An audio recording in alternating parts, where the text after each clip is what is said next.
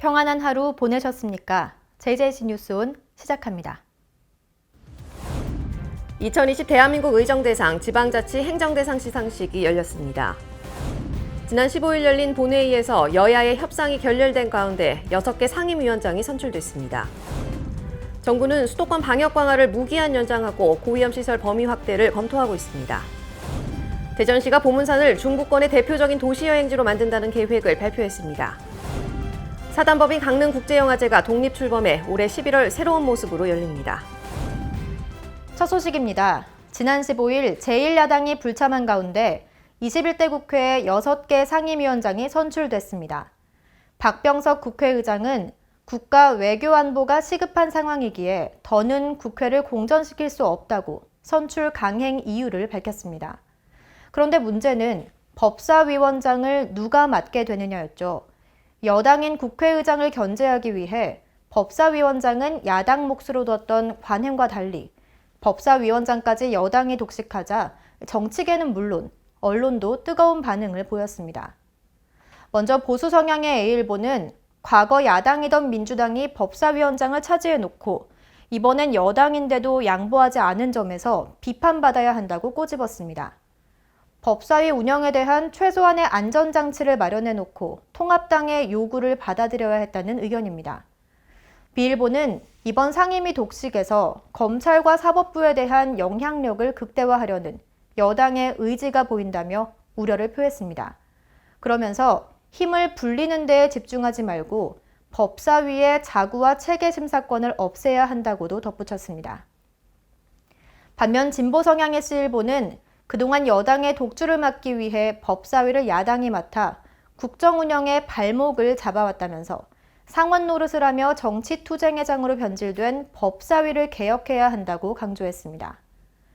D일보는 국회에 보이콧을 고수하는 통합당을 꼬집으면서 최근 여론조사에서 민주당의 상임위원장 단독 선출을 긍정적으로 평가한 시민이 더 많았다는 사실을 유념해야 한다고 덧붙였습니다. 중립적인 입장을 견지한 언론사도 있습니다. 이 일보는 여야의 행태를 모두 꼬집었는데요.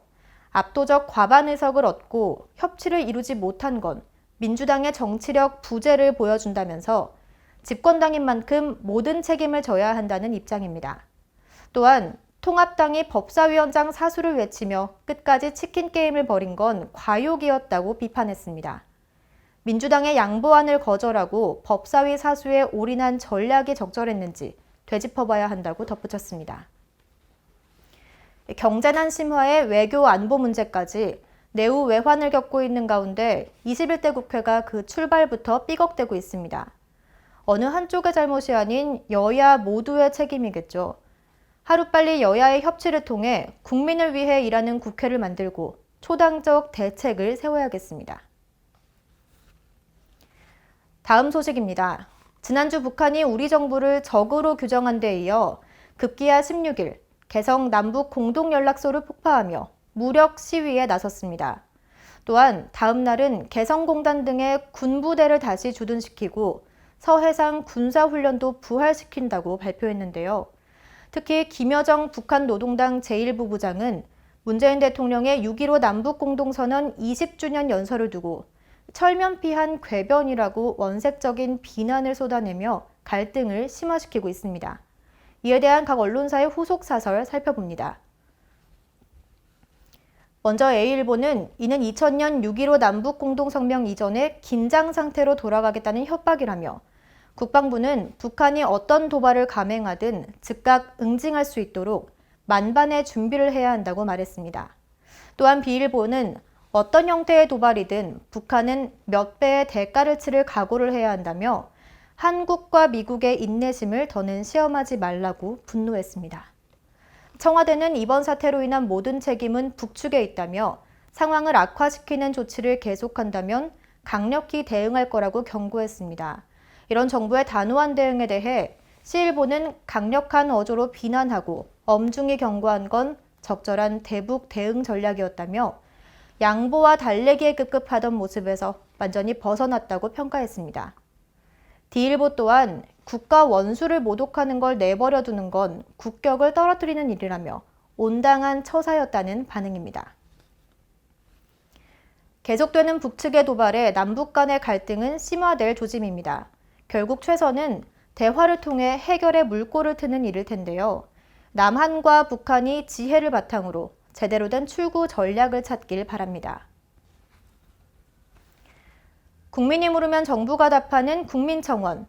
국정 현안과 관련해 누구나 청원을 제기하고 국민 다수의 목소리를 모을 수 있는데요. 20만 명 이상의 동의를 받으면 정부와 청와대 관계자들의 답변을 받게 됩니다. 오늘 소개해드릴 내용은 대학 등록금을 반환해달라는 청원입니다. 코로나19 감염 확산 대비를 위해 상반기 대학 대부분이 비대면으로 1학기 학사 일정을 마쳤습니다. 하지만 이와 관련해 학생들의 불만이 적지 않은데요. 대학 등록금 반환 논란이 연일 뜨겁습니다. 대학은 재정 여건이 안 된다고 난색을 보이고 교육부는 대학이 자체적으로 결정할 일이라며 나몰라라 하고 있습니다. 이에 학생들은 집단 소송을 준비하고 있고 서울 일부 대학에는 등록금 반환 혈서까지 등장했습니다. 이와 관련해 교육부가 학생들을 만나주지 않는다며 등록금 반환이 정말 어렵냐는 청원이 올라왔습니다. 코로나19 사태에 따라 캠퍼스 안전 문제, 학습권 손실, 경제적 피해에 이르는 문제들의 목소리를 전달하기 위해 100여 개 대학의 학생 대표들이 모였지만 교육당국은 제대로 된 대화를 회피한다는 입장인데요. 결국 수일간의 요청 끝에 모 대학본부 연합 관계자를 통해 교육부 관계자와 대화의 장을 가질 수 있었다며 교육부가 대학본부와 학생 사이의 중재자가 되는 게 아니라 대학 본부가 교육부와의 간담 자리를 마련해줘야 하는 사실에 경악을 금치 못했다고 말했습니다. 해당 청원에는 22일 오후 1시를 기준으로 7만 8천여 명이 참여했습니다. 이렇게 대학 등록금 반환 논란이 연일 뜨거운 가운데 건국대학교가 처음으로 2학기 등록금의 감면을 결정했고 정부 또한 본격적인 대책 마련에 나섰습니다. 정세균 국무총리가 16일 대학생들의 등록금 반환 요구에 대해 교육부의 대학별 실태 파악과 대응 방안 마련을 지시했고 교육부는 관련 예산 증액 등 구체적인 방안 검토에 들어갔습니다. 이와 관련한 사설들 또한 어렵지 않게 찾아볼 수 있었는데요. A일보는 건국대 등록금 감면 협상 과정은 대학과 학생회가 한 발씩 물러서서 소통한 것 그 자체로 시사하는 바가 크다면서 학생들의 등록금 부담을 덜어줄 이런 움직임이 다른 대학으로 확산하길 기대한다고 말했습니다. B일보는 등록금 문제는 대학 소관이라며 팔짱을 끼고 있던 교육부가 방침을 바꾼 만큼 이젠 대학들도 적극적으로 등록금 반환 문제 해법을 찾아야 한다며 정부의 합리적인 결정을 칭찬했습니다. 학습권을 침해받았으니 그에 상응하는 보상을 받겠다는 요구는 어찌 보면 당연한 일입니다. 교육당국과 대학이 다각적으로 방안을 강구해 코로나 사태로 인한 피해를 학생들이 고스란히 받는 일이 없도록 현명한 대응책을 마련해야겠습니다.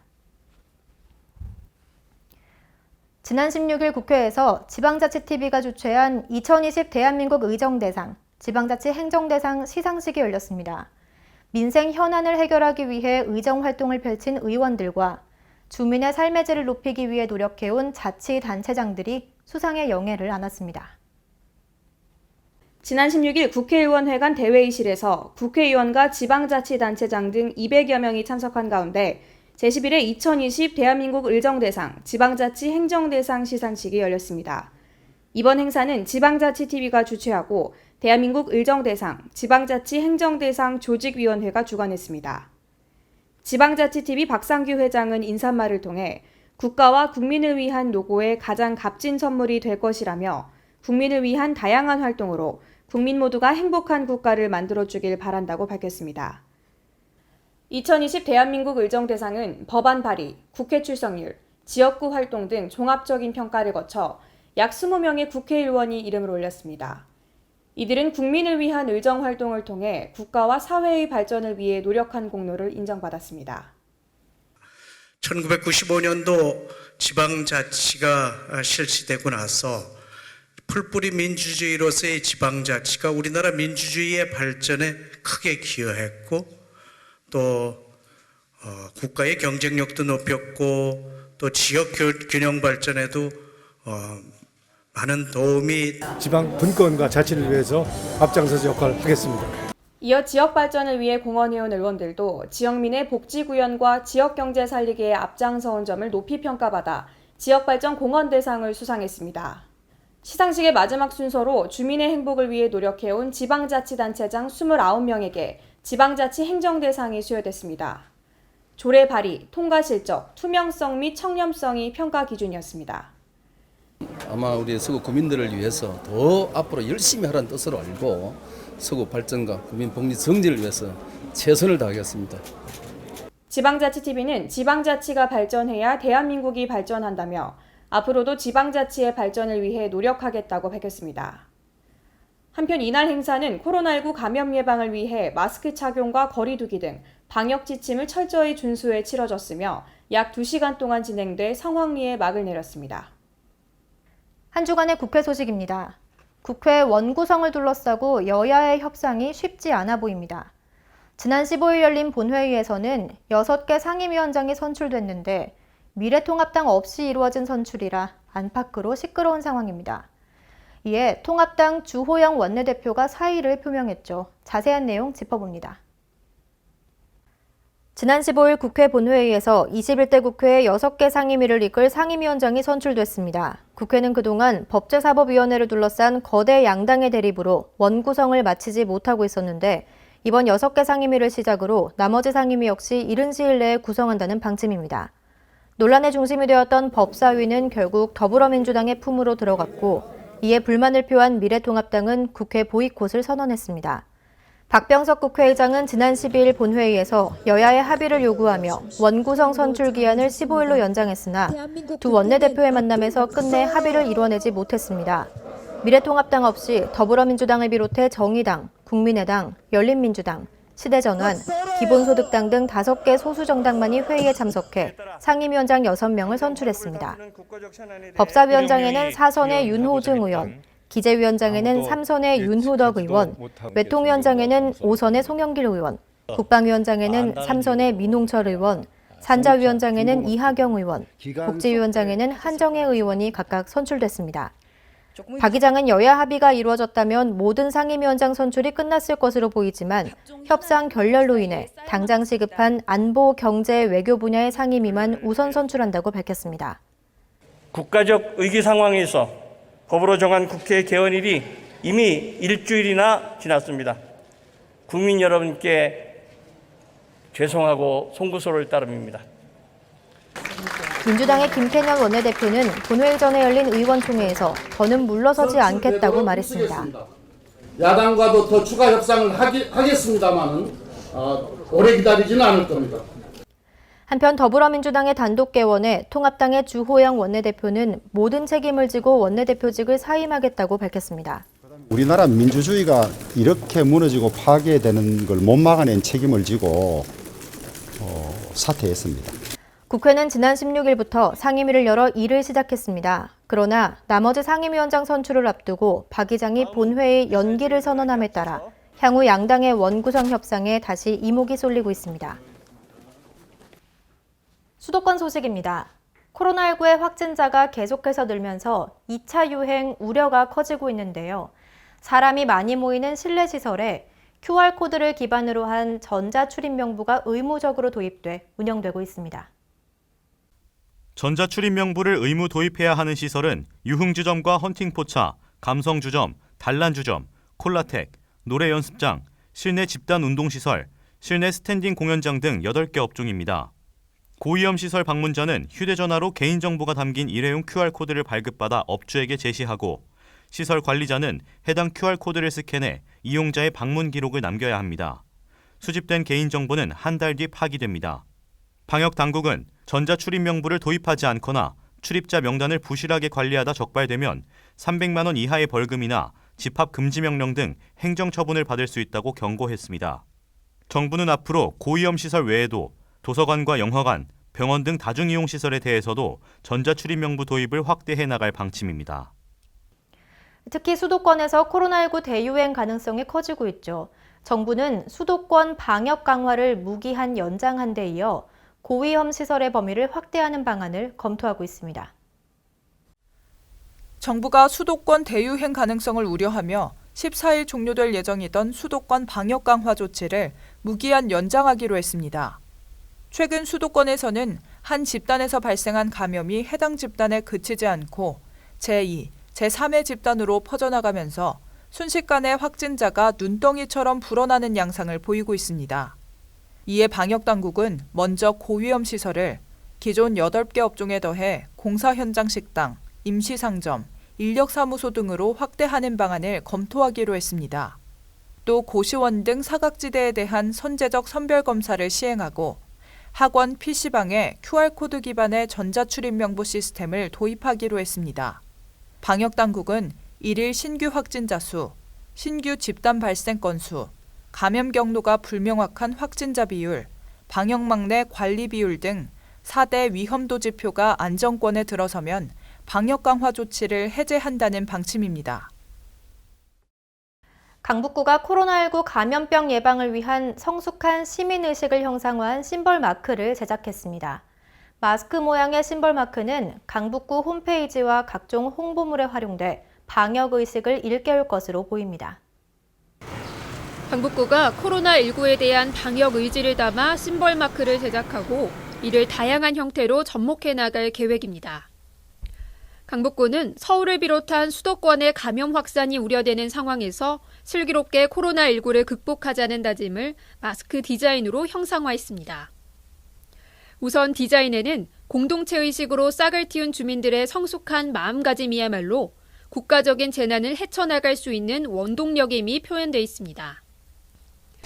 이와 함께 코로나19가 지역사회로 전파되는 것을 차단하기 위해 주민 개개인의 생활 방역의 주체로 나서 마스크 쓰기를 일상에서 실천하자는 의지도 반영돼 있습니다. 신발 마크는 마스크 외에도 소식지와 홈페이지, SNS, 인터넷 방송국에 이르기까지 강북구의 다채널 매체와 각종 홍보물 제작에 활용될 예정입니다. 강북구는 감염병을 예방하는 가장 쉽고 강력한 백신은 마스크 착용과 주민들의 자발적인 협조였다면서 상호 신뢰와 소통을 바탕으로 방역 활동에 최선을 다하겠다고 전했습니다. 등록금을 낼 수 있도록 저금리로 학자금을 대출해주는 사업이죠. 이 학자금 대출을 받았지만 못 갚고 있는 청년들이 많습니다. 의왕시는 장기 연체자의 신용 회복을 돕기 위해 한국장학재단과 업무 협약을 맺었습니다. 지난 11일 의왕시와 한국장학재단이 학자금 대출을 장기 연체한 청년의 신용 회복을 지원하는 업무 협약을 체결했습니다. 이번 협약 체결에 따라 의왕시는 신용 유의자로 등록된 청년에게 채무액 10% 수준인 분할 상환 계약을 위한 초입금을 지원하고 한국장학재단은 신용유의자 등록정보 삭제, 최장 20년간 분할 상환 조치, 연체이자 전액 감면, 가압류 등 법적 조치 유보 등을 지원할 예정입니다. 광역시 소식입니다. 보물산에서 이름이 유래됐다고도 전해지는 보문산은 대전의 대표적인 도시 자연공원입니다. 허태정 대전시장이 이 보문산을 중부권의 대표적인 도시 여행지로 만든다는 계획을 발표했습니다. 대전시가 보문산을 대전 여행의 대표 명소로 새롭게 탈바꿈하는 보문산 도시여행 인프라 조성 계획을 발표했습니다. 이날 발표된 조성 계획의 주요 골자는 보문산을 대전 여행의 대표 명소로 만든다는 비전 아래 즐거움, 힐링과 행복, 전통문화, 주민 참여의 4대 전략을 설정하고 오는 2025년까지 순차적으로 사업을 완성한다는 계획입니다. 시민들의 자긍심과 정체성을 고취시키고 과학도시로서의 상징성과 예술성을 가미한 천문 기능과 전망시설, 레저 기능을 복합적으로 구성할 수 있는 컨셉이 반영되도록 건축 현장 설계 공모를 거쳐 2022년도에 공사를 착공해서 2024년도에는 완공하도록 추진하겠습니다. 한편 시는 이번 조성 계획을 마련하는 과정에서 각계각층의 다양한 의견을 수렴하기 위해 보문산 활성화 민관공동위원회를 구성, 집중토론, 시민설문조사, 시민토론회 등을 실시해 그 결과를 종합적으로 반영했습니다. 상생형 지역 일자리로 선정되면 정부로부터 다양한 지원을 받게 되는데요. 광주형 일자리 자동차 공장 사업이 그 첫 번째 대상이 됐습니다. 광주형 일자리 자동차 공장 사업이 지난 15일 전국 최초로 정부로부터 상생형 지역 일자리 사업에 최종 선정됐습니다. 광주형 일자리 자동차 공장은 사업의 지속 가능성과 일자리 창출 항목에서 높은 평가를 받아 전국 제1호 상생형 지역 일자리로 선정됐으며 앞으로 지방투자촉진보조금, 투자세 공제우대 등 정부의 기업 지원이 이뤄지게 됩니다.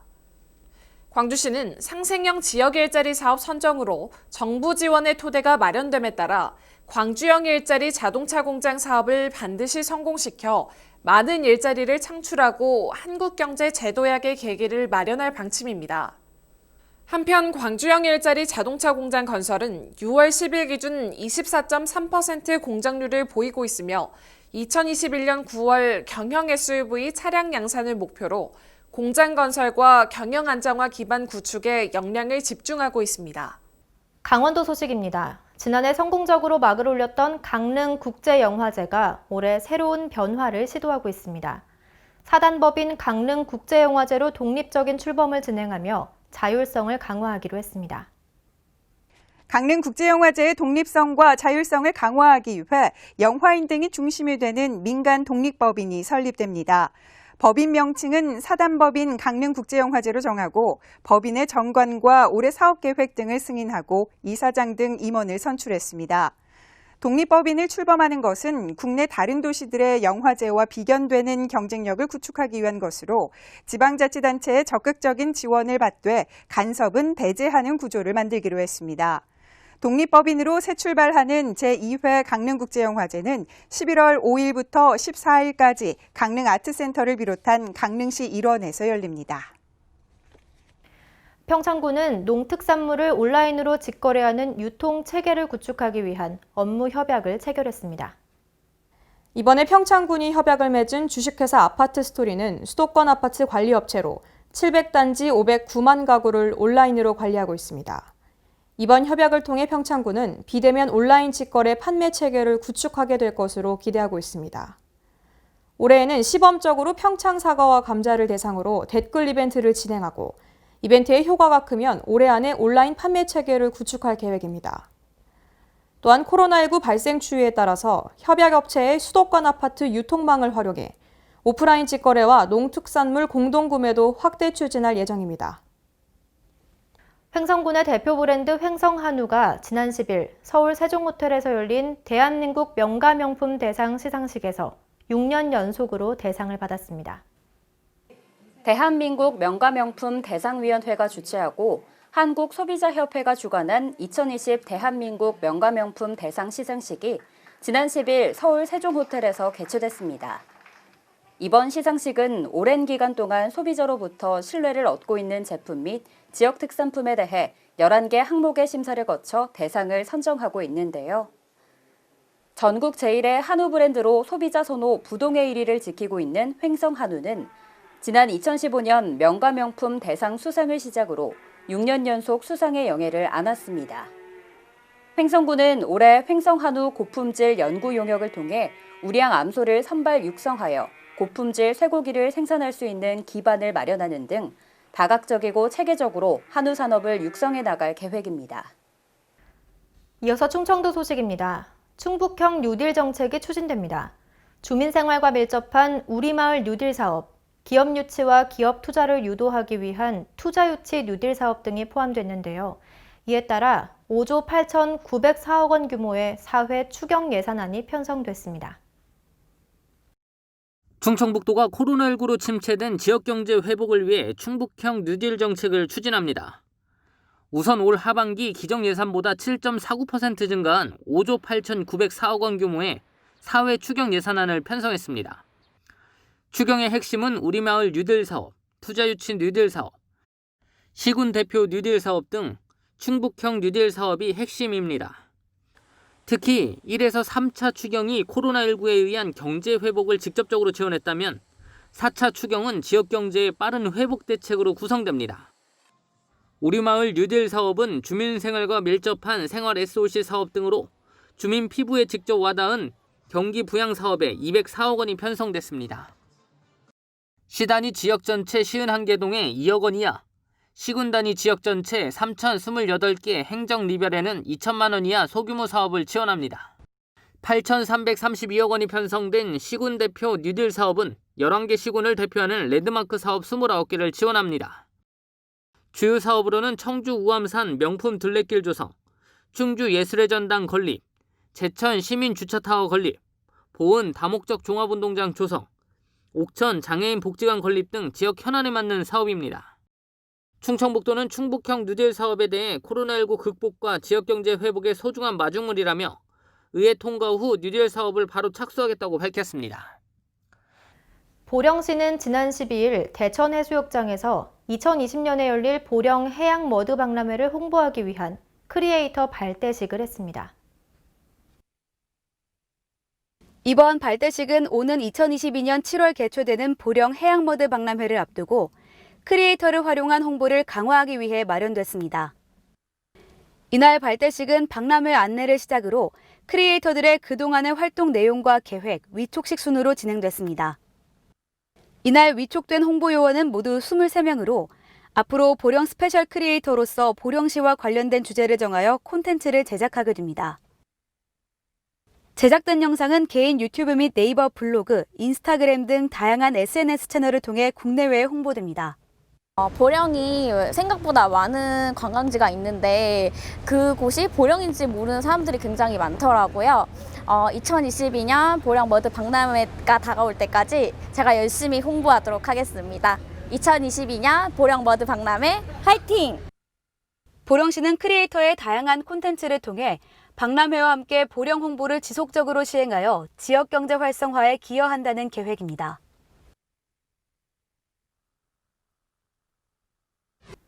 다음은 경상도 소식입니다. 양산시가 관내 중소제조기업의 코로나19 위기 극복을 돕기 위해 올해 중소기업 육성 자금을 1,000억 원 규모로 확대합니다. 지난 2월 800억 원으로 늘린 데 이어 경영안정자금 100억 원을 2분기에 추가해 지난 8일부터 자금 소진 시까지 신청을 받고 있습니다. 향후 7월과 10월에도 각각 150억 원과 100억 원을 지원할 계획입니다. 이와 함께 코로나19 피해 기업을 대상으로 업체당 융자 금액 한도를 1억 원 추가한 최대 5억 원까지 지원 가능하도록 관련 법령을 정비했으며 이자 차액 보전율도 2.5%까지 우대 지원합니다. 또한 양산시는 기존 융자 기업 중 2021년 12월까지 상환 만기가 도래하는 기업을 대상으로 최대 1년까지 만기를 연장한다고 밝혔습니다. 상환 유예 신청은 오늘 30일까지입니다. 코로나19로 전 세계의 경제 여건이 좋지 못한 가운데 포항시 블루벨리 국가산업단지에 기업 유치가 잇따르면서 미래 신산업의 청신호가 켜지고 있습니다. 포항시와 경상북도는 8일 포항 블루벨리 국가산업단지 투자기업 7개사와 투자 양해각서를 체결했습니다. 이날 협약식에는 이강덕 포항시장, 이철우 경북도지사, 기업인 등 50여 명이 참석했습니다. 포항 블루벨리 국가산단에 투자를 결정한 기업은 배터리 산업 관련 기업인 신화테크, 해동 엔지니어링과 FM, IMT 등입니다. 협약을 체결한 7개 기업은 2차 전지 배터리, 철강 금속 제조 등 다양한 업종의 국내 기업으로 164억 원을 투자하고 신규 일자리 133명을 창출해 지역경제 활성화에 기여합니다. 이와 함께 같은 날 포항시는 경상북도, 포스텍, 한국수력원자력, 두산 퓨얼셀, 포항테크노파크와 수소 연료전지 발전 클러스터 조성을 위한 상호협력 양해각서를 체결했습니다. 협약에서는 포항의 수소 연료전지 R&D 인프라와 연료전지 산업을 선도하는 기업 등 산학연을 기반으로 연료전지 산업 서플라이 체인 구성과 같은 상호협력을 다짐했습니다. 포항의 연료전지 발전 클러스터 사업으로 연료전지의 앵커 기업을 육성하고 연료전지 검인증, 국산화, 실증단지 등 기술 지원센터가 들어섭니다. 이를 통해 2025년까지 포항 블루벨리 국가산업단지 내 발전용 연료전지 산업 클러스터를 조성한다는 계획입니다. 포항시는 블루벨리 국가산단 내 입주하는 기업 지원을 위한 다양한 방안을 모색하며 기업하기 좋은 도시를 만들기 위해 행정적 지원을 아끼지 않을 방침입니다. 전라도 소식입니다. 여수시가 녹색 전환 새로운 미래를 열다라는 주제로 제25회 환경의 날 기념 행사를 열었습니다. 이날 행사는 코로나19 확산 방지를 위해 환경단체 회원과 시민들의 최소한의 인원만 참석한 가운데 간소하게 치러졌습니다. 이번 기념 행사는 환경보전 유공자에 대한 표창과 기념사, 제28차 UN 기후변화협약 당사국 총회의 유치를 기원하는 퍼포먼스 순으로 진행됐습니다. 또한 환경의 날 실천 행사로 여수시를 비롯한 55개 행정기관과 기업체 단체들이 참여해 여수 산단 해안가 주변을 청소하는 청결 활동을 벌이기도 했습니다. 군산시에서는 향후 군산시민문화회관의 효율적인 시설 운영을 위해 도시재생 인정 사업을 본격적으로 추진합니다. 김가영 기자의 보도입니다. 전북 군산시가 지난해 하반기 국토교통부 공모로 선정된 군산시민문화회관의 도시재생 인정 사업을 본격 추진합니다. 이번 시민문화회관 도시재생 인정 사업은 국토교통부 주관 공모사업으로 올해부터 2022년까지 3년에 걸쳐 총 사업비 90억 원을 투입해 건물 리모델링, 야외주차장 경관 개선 등을 추진하게 됩니다. 군산시는 시민문화회관 도시재생 인정사업 추진을 위해 건축도시공간 분야 국책연구기관인 건축도시공간연구소와 업무 협약을 체결하고 향후 효율적인 시설 운영에 초점을 맞춘다는 입장입니다. 군산시 관계자는 군산시와 건축도시공간연구소는 협약을 통해 시설물 활용에 중점을 둔 건축기획으로 전시, 이벤트, 공연 등을 지속적으로 시행해 사업 추진의 전 과정을 시민들과 공유하고 공감대를 형성해 나가겠다고 말했습니다. 지금까지 전북에서 김가영이었습니다. 남원시는 전기화물차 민간 보급 사업을 추진하는데요. 차량 규모에 따라 보조금이 차등 지원됩니다. 강석훈 기자가 자세한 내용 전해드립니다. 남원시가 미세먼지 저감 및 쾌적한 대기 환경 조성을 위해 전기화물차 민간 보급 사업을 추진합니다. 시는 차량 규모에 따라 초소형 812만 원, 경영 1,750만 원, 소형 최대 2,700만 원의 보조금을 지원합니다.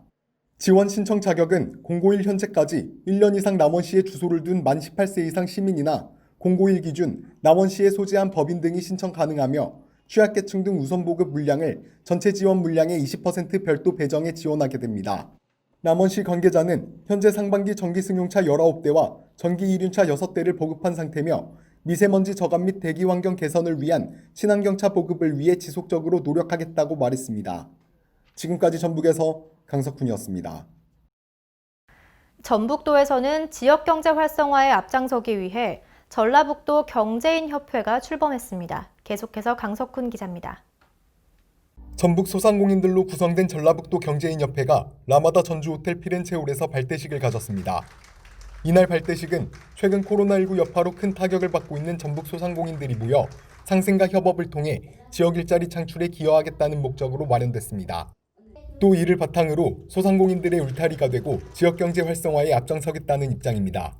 저희 협회는 발전 방향은 한마음 한뜻으로 뭉쳐서 정보 교류 및 회원들의 사업이나 활성 방안을 모색하고자 정부, 지자체를 통한 공익사업에 중점을 두어서 전라북도 경제에 도움이 되고자 합니다. 코로나19 재확산 우려 속에 전북 소상공인들의 숨통이 트일지 관심이 모이고 있습니다. 지금까지 전북에서 강석훈이었습니다. 사건 사고 소식입니다. 안타까운 사건이 이어졌습니다. 지난 18일 경기도 광주시에 있는 물 저장고에 30대 남성이 빠졌는데 1시간 만에 구조됐지만 결국 숨졌습니다. 지난 18일 오후 5시쯤 광주시 직동의 물 저장고에 순환사고가 발생했다는 신고가 접수됐습니다. 소방대원이 1시간가량 내부를 수색한 결과 실종자 A씨를 발견해냈지만 결국 숨졌습니다. 경찰과 소방당국은 공사장 직원이던 A씨가 현장 확인차 사진을 촬영하다가 실족한 것으로 추정하고 있습니다. 같은 날 수원에서는 오중 추돌 사고가 났습니다. 차량 4대와 오토바이 1대가 부딪힌 건데요. 이로 인해 4명이 다치는 인명피해가 났습니다. 사고가 발생한 건 지난 18일 오후 4시쯤입니다. 경기 수원시 팔달구의 동수원 우체국 앞 도로에서 오중 추돌 사고가 발생해 4명이 다쳤습니다. 그중 오토바이 운전자 등 2명이 크게 다쳐 병원으로 이송됐고 경상을 입은 2명은 현장에서 응급처치를 받았습니다. 경찰은 정확한 사고 원인을 조사하고 있습니다. 화재 사고도 있었는데요. 지난 19일 수원 영통구의 한 공사장에서 작은 불티가 스티로폼에 튀어 화재가 발생했습니다. 지난 19일 수원시 영통구 원천동의 공사장에서 불이 났습니다. 공사장 화단의 조경 작업을 하던 중 산소 절단기를 사용하다가 불티가 작업용 스티로폼에 붙어 불이 난 것으로 보입니다. 불은 10분 만에 완전히 진압됐고 다행히 인명피해는 없었습니다. 본격적인 여름에 접어들면서 열대야로 잠 못 드는 분들 많으실 텐데요. 여름철 건강관리에 특별히 유의하시기 바랍니다. 이상 뉴스 마칩니다. 함께해 주신 여러분 고맙습니다.